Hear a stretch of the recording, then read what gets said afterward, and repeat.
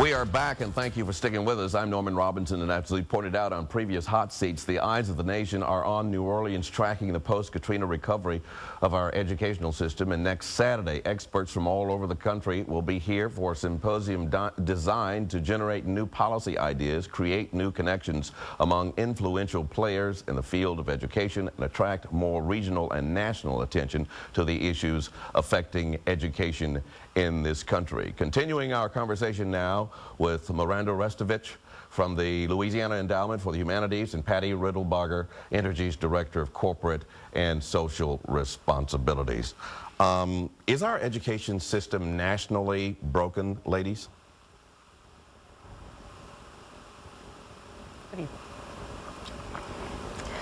Don't be shy. I think I don't think it's broken, but I think it needs a refocusing.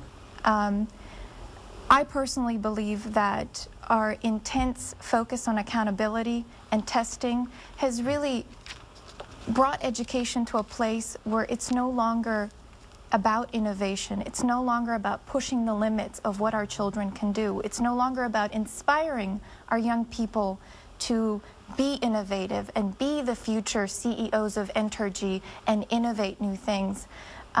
I think we're putting them in categories and we're not allowing for them to enjoy learning. So I understand the importance of testing, and I understand that it's important to hold schools accountable to how they teach children.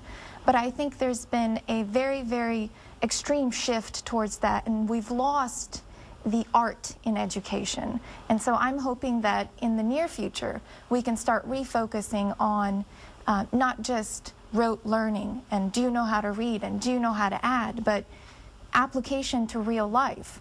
What does reading really do for you in the future, and how does math really help you be a more productive citizen?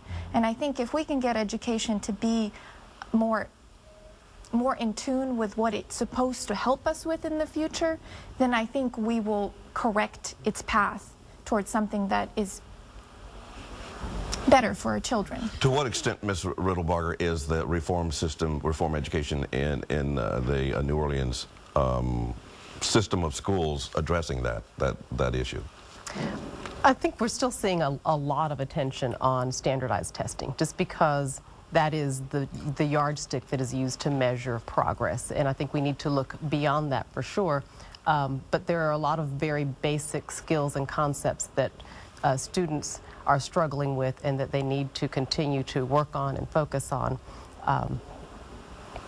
Now, what about the problem that we are experiencing with all schools not having the resources, especially when it comes to the academics? That's a huge problem. And for example, kindergarten classes, it costs approximately $2,000 more to provide a high level of academic quality kindergarten class than what the state is currently providing. And so the schools either have to take that money in terms of tuition or private fundraising, or eat the cost some other way, or not offer the service. And we're seeing more and more schools choosing not to offer kindergarten, which is critical for basic building blocks for kids to have so that they can, be ready when they reach first grade. So that's a very big issue. So again, even with our reform system, you have the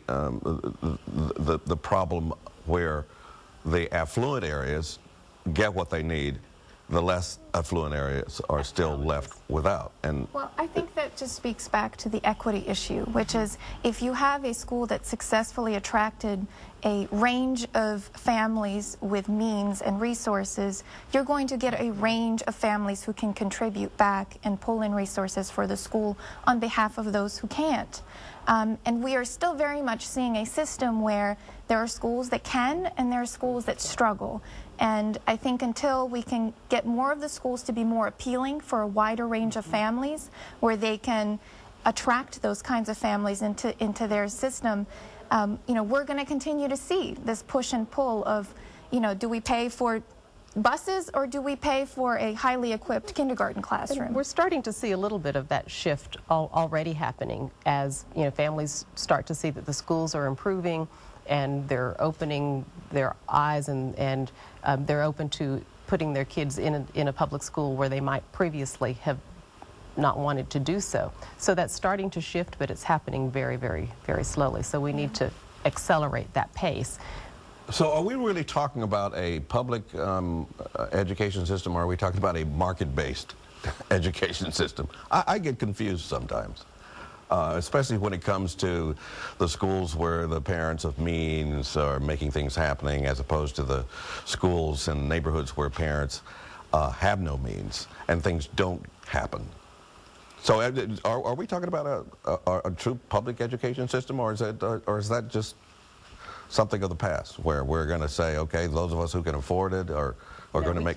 We can't do that. As a society, we can't do that, because that means you would be, you know, closing the door on the potential of a significant portion of our society, and we cannot afford to do that. So we have to continue to find a way to bring everybody to this level playing field. Is that what this symposium is all about? Exactly, yes. Okay. And who's going to lead this? Who's going to lead this charge to make this system more, to make it inclusive, not just more inclusive, what public education should be? I mean, is it fair that someone should be consigned to a lottery in order to attend a school in their neighborhood? Is that fair? Well, if you ask me as a parent, I would say no. But, you know, the proponents of this approach really do emphasize the choice. But if we're going to pursue the choice system, we have to make more choices available to more people. And I think that's really been the push. And I also think that in terms of the market approach to schools, you know, charter schools are public schools. They're publicly funded schools. And so we have to, as a society, hold them accountable to serving all students. For example, special needs students are highly underserved in the charter school system. Yes, we've done several reports about that. And so I think that part of this forum and others to follow, we hope, will continue to shine a light on the areas that we need to continue to press on and focus on, so that our public school system remains a system that serves the public, all of the public. Ms. Riddlebarger, you get the last word.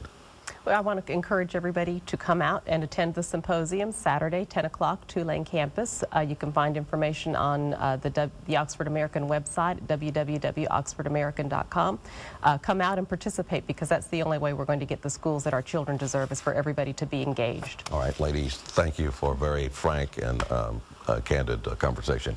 The Oxford American Symposium, again, on education in the South, is Saturday, October 8th from 10 a.m. until 4 p.m. at the Freeman Auditorium on Tulane's campus. That's Tulane University. It's free and it's open to the public. That's all the time we have. Thanks to my guest, and thanks to you for watching. Now let's head back over to the news desk.